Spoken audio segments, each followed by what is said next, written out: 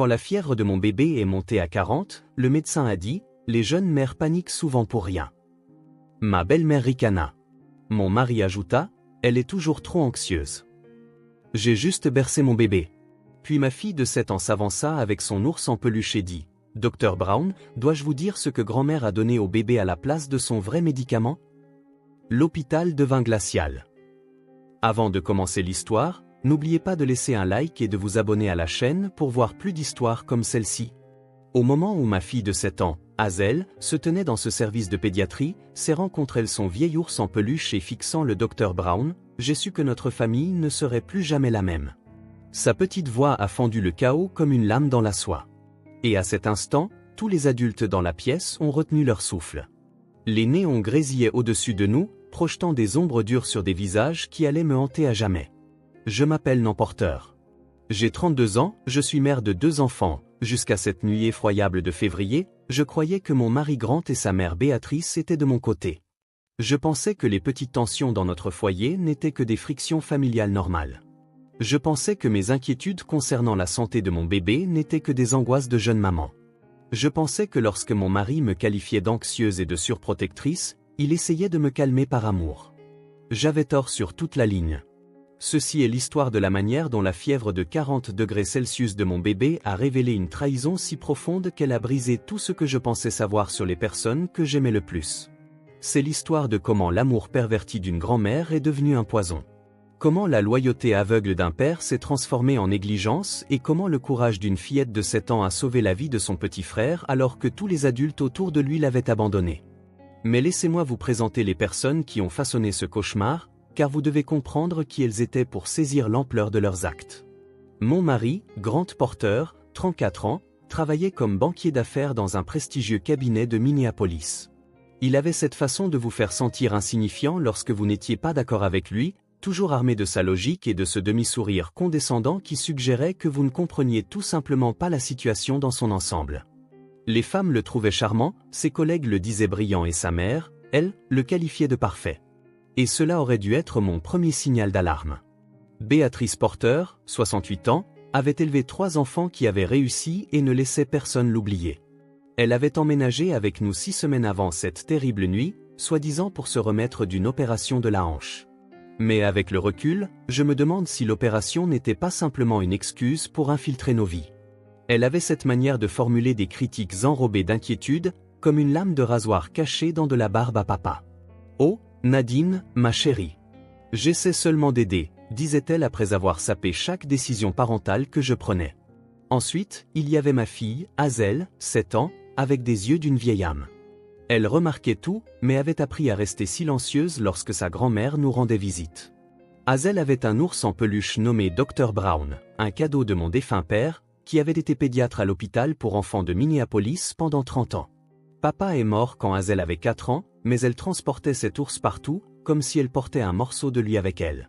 Parfois, je la surprenais en train de lui chuchoter des choses, et je me demandais quel secret elle partageait avec ce grand-père dont elle se souvenait à peine. Et Félix, mon petit garçon, tout juste 8 mois, avec un sourire qui pouvait illuminer la pièce la plus sombre. Il avait les cheveux bruns de Grant, mais les yeux doux de mon père. Félix était né pendant une tempête de neige, avec 2 semaines d'avance, se frayant un chemin dans le monde comme s'il savait qu'il devrait être un battant. Les infirmières l'appelaient leur petit guerrier. Moi, je l'appelais simplement mon miracle, car après 2 fausses couches, le tenir dans mes bras était comme tenir des prières exaucées. Notre maison en banlieue aurait dû être un havre de paix. 4 chambres, un grand jardin avec une balançoire qu'Hazel adorait, une cuisine où je préparais des biscuits le dimanche pendant que Félix babillait depuis sa chaise haute. Mais la présence de Béatrice l'avait transformé en champ de bataille où chaque choix parental devenait une guerre. Elle réorganisait mon garde-manger, expliquant que son système était plus efficace.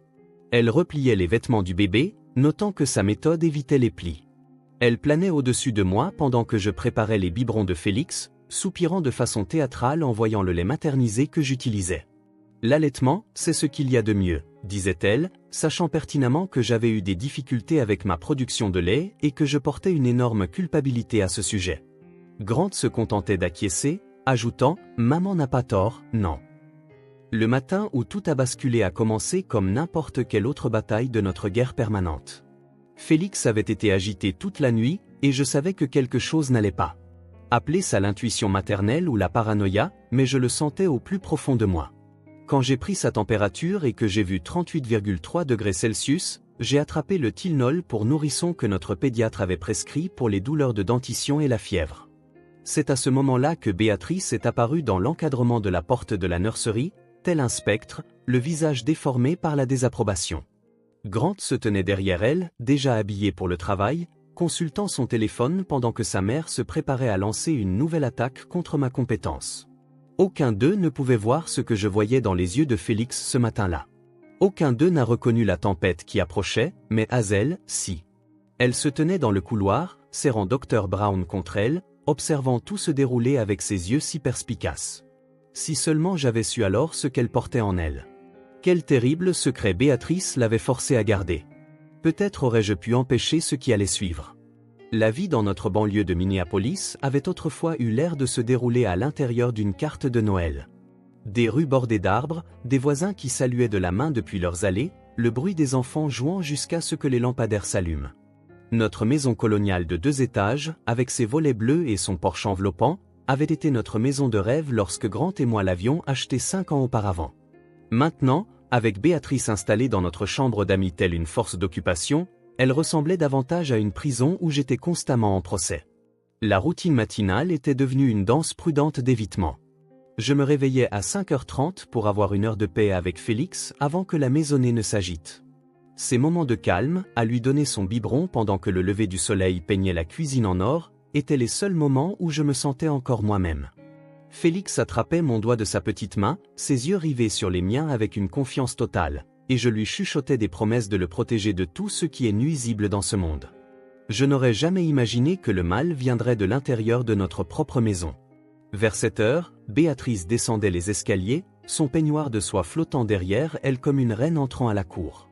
« Oh, tu utilises encore cette marque de lait maternisé », observait-elle, son ton suggérant que je donnais du poison à Félix. Grant se nourrissait de lait de chèvre quand il était bébé. C'est bien plus naturel. Le pédiatre a recommandé ce lait, répondais-je, gardant ma voix calme, bien que ma mâchoire se serre si fort qu'elle en devenait douloureuse. Les médecins d'aujourd'hui ne font que promouvoir ce que les compagnies pharmaceutiques leur disent, répliquait Béatrice en s'installant dans ce qui était devenu son fauteuil à notre table de cuisine. Ils ont perdu le contact avec la sagesse traditionnelle. Grant apparaissait ensuite, consultant déjà ses emails sur son téléphone, son attention divisée avant même que la journée ne commence. Il m'embrassait distraitement sur la joue, ébouriffait les cheveux de Hazel pendant qu'elle mangeait ses céréales, et attrapait le café que j'avais préparé exactement comme il l'aimait. 2 sucres, un nuage de crème.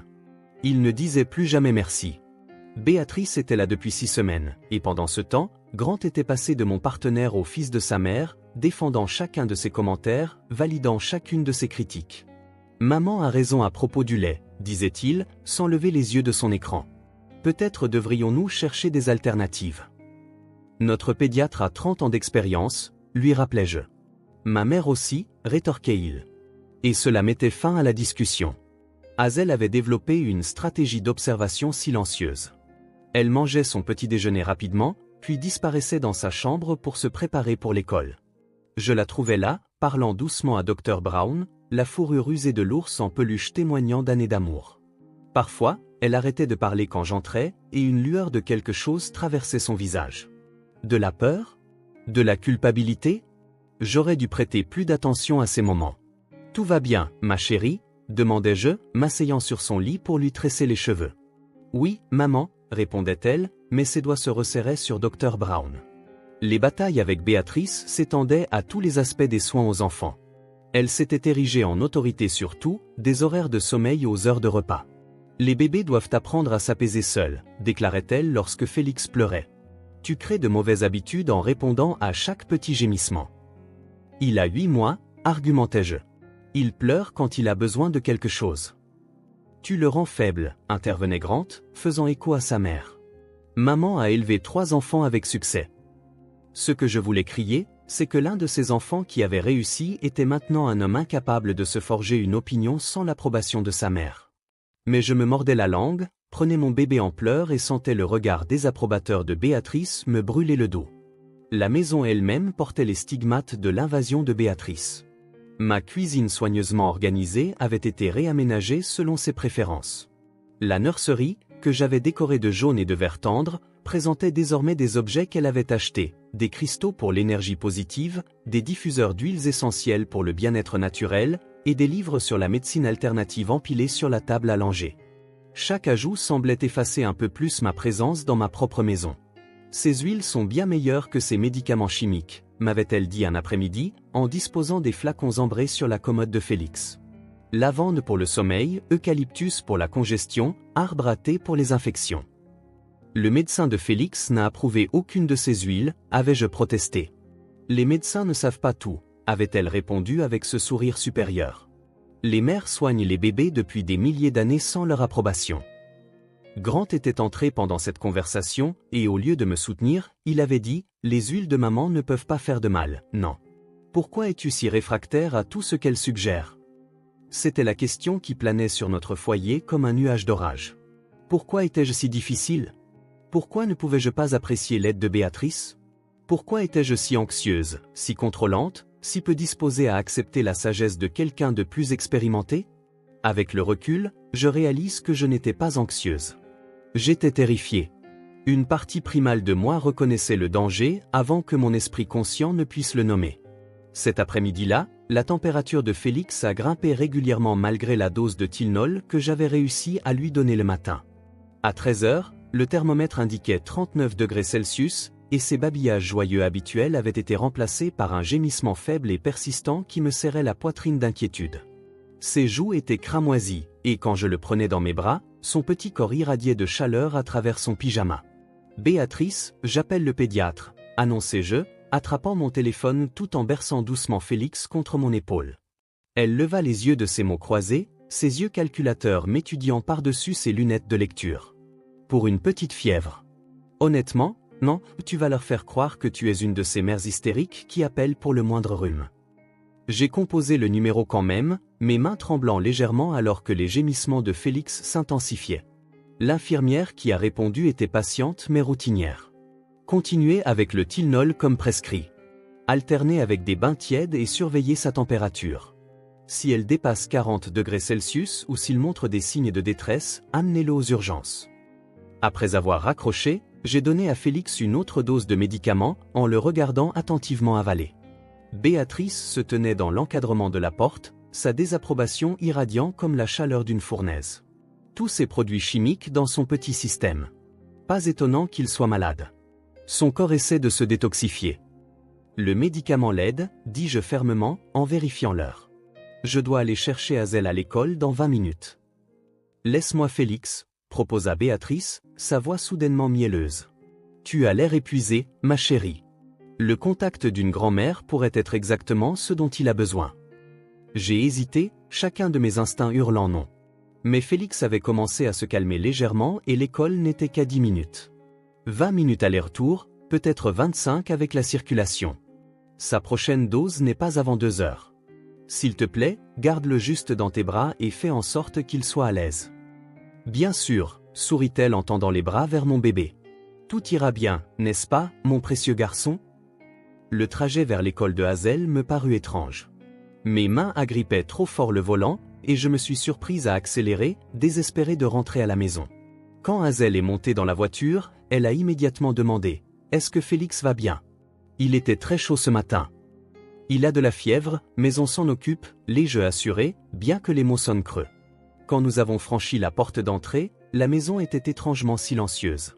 Nous avons trouvé Béatrice dans le salon, Félix dormant dans ses bras. Il avait l'air paisible, sa respiration régulière, et pendant un instant, le soulagement m'a envahi. Tu vois, roucoula Béatrice. Grand-mère sait mieux que personne. Il avait juste besoin d'une guérison naturelle. J'ai pris Félix de ses bras et quelque chose me parut différent. Sa peau était encore chaude, mais pas brûlante comme avant. Qu'as-tu fait? J'ai utilisé quelques techniques de refroidissement que ma mère m'a apprises, dit-elle vaguement. Des méthodes traditionnelles qui fonctionnent vraiment, contrairement au fait de gaver les bébés de médicaments. L'après-midi s'est écoulé dans un flou de prises de température et d'observations inquiètes. Félix semblait plus calme, mais quelque chose clochait. Ses pupilles semblaient étranges, légèrement dilatées, et son agitation habituelle du soir était remplacée par une léthargie inhabituelle. Quand Grant est rentré à 18 h, j'arpentais le salon avec Félix dans les bras. Sa température était meilleure, mais maintenant elle remonte, expliquai-je rapidement. Et il a un comportement étrange, il n'est pas comme d'habitude. Grant posa sa mallette avec une patience exagérée. Non, les bébés ont de la fièvre. C'est normal. Ce n'est pas normal. Ma voix se brisa de frustration. Regarde-le, Grant. Vraiment, regarde ton fils. Mais Grant regardait déjà sa mère, qui secoua tristement la tête. J'ai essayé d'aider cet après-midi, j'ai même fait baisser sa fièvre, mais elle insiste pour tout dramatiser. À 19 h, le thermomètre affichait 40,1 degrés Celsius. La respiration de Félix était devenue superficielle et rapide, sa petite poitrine travaillant trop dur pour chaque souffle.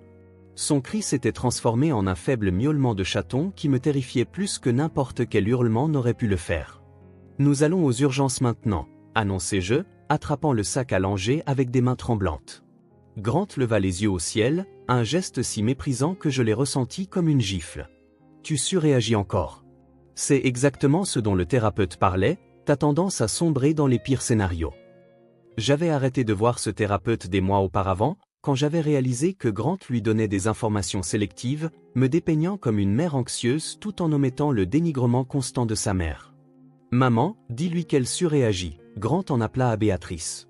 Elle eut un sourire narquois, cette cruelle petite expression que j'en étais venu à détester. Les nouvelles mères ont tendance à paniquer pour un rien. Quand Grant était bébé, je n'ai jamais couru aux urgences pour une simple fièvre. Sa température est de 40 degrés Celsius, ai-je crié, mon sang-froid finissant par voler en éclats. Ce n'est pas de la panique. C'est une préoccupation médicale justifiée. C'est parce que tu ne cesses de le gaver de ses médicaments, rétorqua Béatrice, son masque glissant pour révéler le venin en dessous. Il provoque des réactions, tu sais. Je lui ai donné quelque chose de naturel cet après-midi pour contrer toutes les toxines que tu lui as fait ingérer. La pièce devint silencieuse, à l'exception de la respiration laborieuse de Félix. Mon sang se glaça dans mes veines. Tu lui as donné quelque chose? Qu'est-ce que tu lui as donné? Juste un mélange d'herbes, complètement inoffensif. La recette de ma grand-mère. Elle fit un geste de la main pour minimiser la chose, mais il y avait quelque chose de triomphant dans ses yeux. Le service des urgences pédiatriques de l'hôpital pour enfants de Minneapolis était un contraste saisissant de lumière fluorescente crue et d'ombres profondes, rempli des bruits d'enfants en pleurs et de parents inquiets. J'ai fait irruption par les portes automatiques en portant Félix, dont le corps me semblait maintenant être une petite fournaise contre ma poitrine.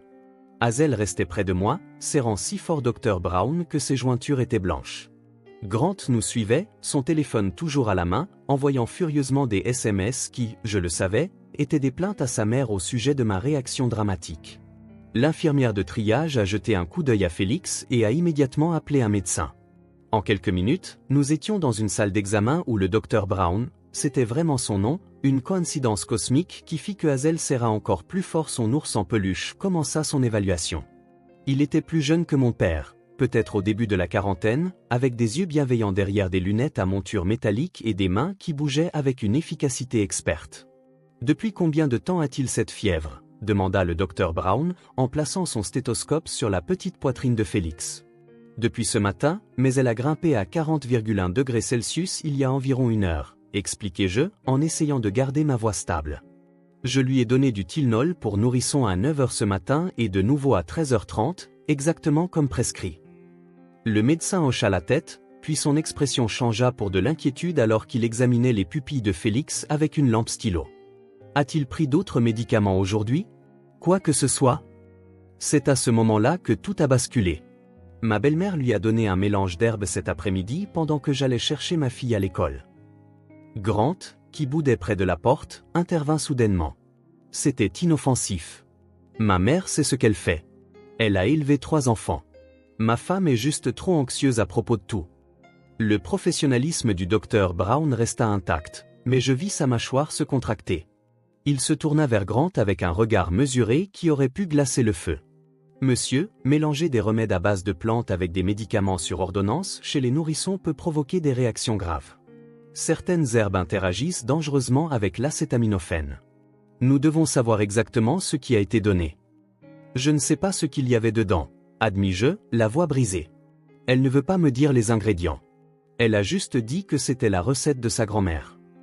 Le médecin ordonna immédiatement une analyse de sang et un dépistage toxicologique. Nous devons identifier ce qui se trouve dans son système. Infirmière Martinez, veuillez accélérer ces analyses. Il se retourna vers nous, l'expression grave. Certains remèdes traditionnels contiennent des substances toxiques pour les nourrissons. Le miel, par exemple, peut provoquer le botulisme chez les bébés de moins d'1 an. Certaines herbes peuvent affecter le rythme cardiaque, la respiration et la fonction neurologique. Le visage de Grant était devenu pâle, mais sa posture défensive demeurait. Vous surréagissez tous. Ma mère ne ferait jamais de mal à Félix. L'intention et le résultat sont deux choses différentes, Monsieur Porter, dit fermement le docteur Brown. Pour l'instant, notre priorité est de stabiliser votre fils. Ils ont posé une perfusion dans le petit bras de Félix, une vision qui a fait faiblir mes genoux. Une infirmière m'a apporté une chaise, et je me suis assise en tenant la main de mon bébé pendant qu'il travaillait. Hazel se tenait à côté de moi, inhabituellement silencieuse, chuchotant quelque chose à son ours en peluche que je ne pouvais pas tout à fait entendre.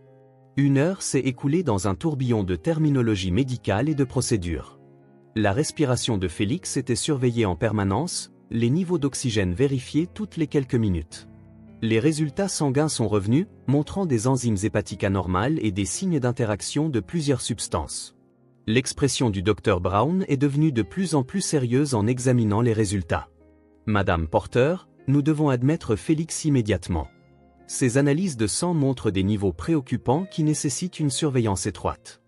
Nous voyons des indicateurs de toxicité potentielle, bien que nous ne puissions pas identifier les substances spécifiques sans savoir quelles herbes ont été utilisées. Grant explosa, sa voix résonnant sur les murs stériles. C'est ridicule. Vous surréagissez tous. Ma mère a utilisé des remèdes naturels sur nous tous et nous allons très bien. Votre fils ne va pas bien, Monsieur Porter, répondit sèchement le docteur Brown. Il montre des signes de détresse respiratoire et un possible impact neurologique. Nous devons agir rapidement. La salle d'attente où ils nous ont déplacés ressemblait à une cage. Grant était assis dans un coin, envoyant frénétiquement des SMS à sa mère, me lançant parfois des regards furieux comme si tout était de ma faute. Je tenais Félix, qui était maintenant connecté à des moniteurs qui bipaient avec une régularité terrifiante. Chaque son était un rappel de la façon dont tout avait mal tourné. Hazel était assise sur la chaise à côté de moi, Dr Brown l'ours en peluche sur ses genoux, son petit visage gravé d'une expression trop sérieuse pour une enfant de 7 ans. Un pédiatre spécialiste est arrivé pour une consultation. Puis un autre. Des conversations se déroulaient à voix basse juste devant notre chambre. Des mots comme empoisonnement potentiel et service de protection de l'enfance flottaient jusqu'à nous. Grant les a entendus aussi, et sa colère s'est transformée en quelque chose qui ressemblait à de la peur. C'est de la folie, marmonna-t-il. Mais sa voix avait perdu sa conviction antérieure. Maman essayait juste d'aider. Je l'ai regardé, vraiment regardé, l'homme que j'avais épousé 8 ans plus tôt. L'homme qui avait pleuré à la naissance de Hazel, qui était resté éveillé toute la nuit avec moi quand Félix avait eu des coliques à 2 mois. Cet homme avait disparu, remplacé par quelqu'un qui appréciait l'approbation de sa mère plus que la sécurité de ses enfants. Grant, dis-je doucement. Notre bébé est à l'hôpital. Ta mère lui a donné une substance inconnue qui provoque une urgence médicale. En quoi est-ce de l'aide ? Avant qu'il ne puisse répondre, Hazel s'est levée, s'est avancée au milieu de la pièce et a parlé d'une voix claire et déterminée qui a capté l'attention de tous. Dr Brown, dit Hazel, se tenant au centre de cette chambre d'hôpital stérile, son ours en peluche pressé contre sa poitrine. Est-ce que je devrais vous dire ce que mamie a donné au bébé à la place de son vrai médicament ? Le service de pédiatrie devint glacial. Toutes les têtes se tournèrent vers ma fille de 7 ans. Les moniteurs qui indiquaient les signes vitaux de Félix semblèrent devenir plus forts dans le silence soudain. Une infirmière qui ajustait la perfusion de Félix se figea en plein mouvement. Le téléphone de Grant glissa de sa main, tombant bruyamment sur le sol en linoléum. Le docteur Brown s'agenouilla immédiatement au niveau de Hazel, sa voix douce mais urgente. « Qu'est-ce que tu veux dire, ma chérie ? C'est très important. » Hazel prit une profonde inspiration, et je la vis rassembler son courage comme elle le faisait avant de sauter du grand plongeoir à la piscine municipale l'été dernier. J'ai vu mamie vider le médicament blanc de Félix dans l'évier de la salle de bain, le vrai médicament que maman lui donne. puis elle a rempli la bouteille avec son liquide marron d'un bocal qu'elle garde caché dans sa valise. Elle a dit que c'était notre jeu secret. Mes jambes flanchèrent.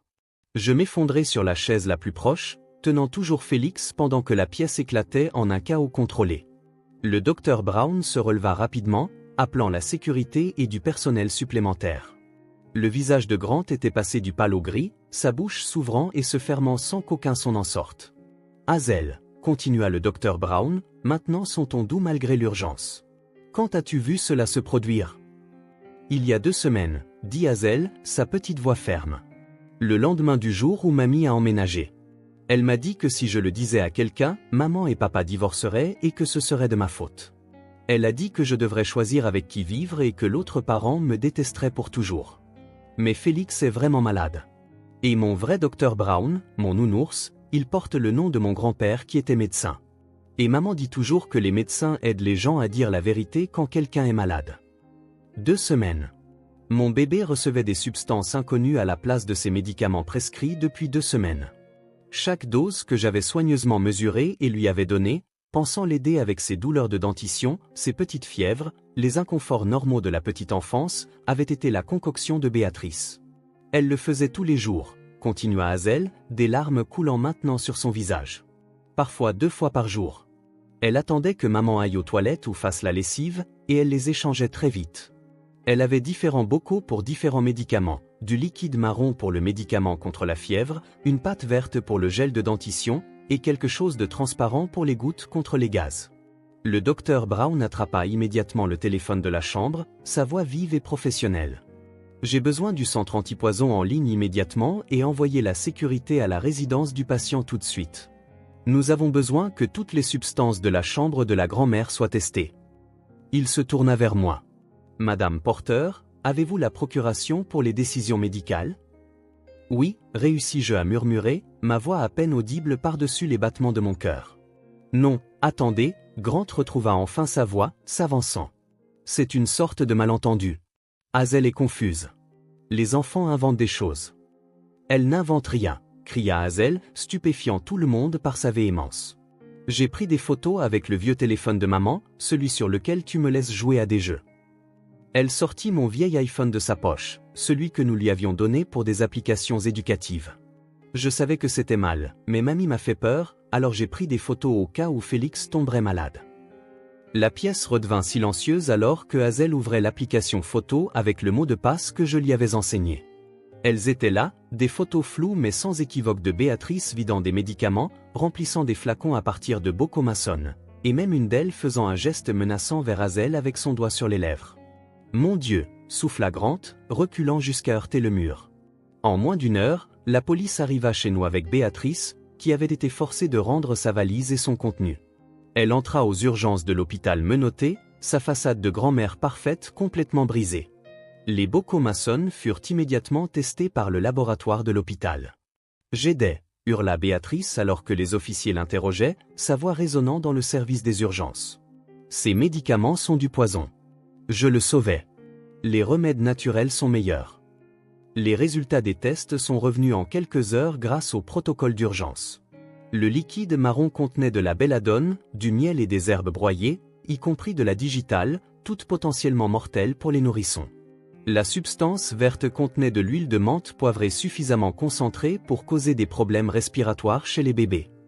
Le liquide clair était essentiellement de l'alcool de grain mélangé à de la camomille. « Votre fille a sauvé la vie de votre fils », m'a dit tranquillement le docteur Brown alors qu'il se préparait à transférer Félix à l'unité de soins intensifs pédiatriques. 1 jour ou 2 de plus de ces substances, en particulier la combinaison de belladone et de digital, aurait pu provoquer une défaillance d'organes. Grant se tenait dans un coin, regardant sa mère se faire lire ses droits, son monde s'effondrant autour de lui. « Maman, » dit-il, la voix brisée. « Comment as-tu pu ?» La réponse de Béatrice glaça toutes les personnes présentes. « Je l'ai fait pour toi. Elle n'est pas assez bien pour toi. Elle est faible, anxieuse, une mère terrible. Je le prouvais. Si le bébé était tombé plus malade, tu aurais vu à quel point elle est incompétente. Alors tu aurais pu divorcer et trouver quelqu'un digne de notre nom de famille. » La cruauté calculée de la chose, la nature préméditée d'empoisonner lentement un nourrisson pour détruire la crédibilité de sa mère, a laissé tout le monde dans cette salle d'urgence stupéfait. Ce n'était pas une aide mal avisée ou une utilisation ignorante de remèdes de grand-mère. C'était une tentative de meurtre déguisée en sagesse de grand-mère. Félix a passé 3 jours à l'unité de soins intensifs pédiatriques, branché à des moniteurs qui suivaient chaque battement de cœur, chaque respiration, chaque signe que son petit corps se battait contre les poisons que sa grand-mère lui avait administrés.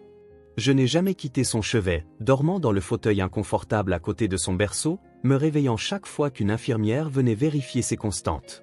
La belladone avait affecté son système nerveux, provoquant la dilatation des pupilles et les problèmes respiratoires. La digitale avait mis son petit cœur à rude épreuve. Le miel présentait un risque de botulisme qui nécessitait une surveillance attentive. Mais c'était un battant, mon petit guerrier, et lentement, régulièrement, son état s'est amélioré. Hazel est restée chez ma sœur pendant ses premiers jours critiques, mais je l'appelais tous les matins et tous les soirs. « Tu es la fille la plus courageuse du monde », lui ai-je dit lors d'un appel. « Tu as sauvé la vie de ton frère. » J'aurais dû le dire plus tôt, a-t-elle murmuré en retour, et je pouvais entendre le poids d'une culpabilité qu'aucun enfant de 7 ans ne devrait porter. « Écoute-moi, ma chérie. Mamie était une adulte qui t'a fait peur. Tu as dit la vérité au moment le plus important. Cela demande un courage incroyable. » Béatrice a été inculpée de tentative de meurtre, de mise en danger d'enfants, d'empoisonnement et d'intimidation de témoins mineurs.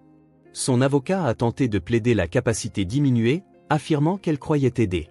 Mais les procureurs avaient les photos de Hazel montrant l'échange délibéré des flacons, plus accablant encore, ils avaient les propres journaux de Béatrice trouvés dans sa valise. Des pages et des pages détaillant son plan pour prouver que j'étais une mère indigne, pour briser mon mariage, pour obtenir la garde des enfants pour son fils. La cruauté calculée de son projet était exposée noir sur blanc, de sa propre main. Elle a finalement plaidé coupable à des accusations moindres pour éviter un procès, écopant de 5 ans de prison avec évaluation psychologique obligatoire. La juge, elle-même grand-mère, a dit à Béatrice lors du prononcé de la sentence « Vous avez trahi la confiance la plus sacrée qui soit, la confiance d'un enfant dans l'amour de sa grand-mère. Vous avez utilisé votre petit-fils comme une arme contre sa mère. » Ce tribunal a rarement vu une cruauté aussi calculée déguisée en sollicitude. Grant a déménagé le jour où Félix est sorti de l'hôpital.